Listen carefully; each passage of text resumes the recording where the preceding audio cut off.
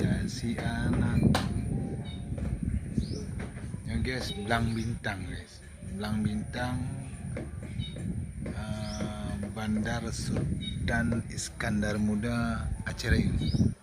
Kamu belang bintang bakal kekenan sejarah kebunan belang bintang. Karena zaman ino le bintang red. Jadi pemandangan je bintang jatuh. Bintang jatuh kena belang bintang. Makanya kebunan belang bintang. Jadi uji ino hampa kan.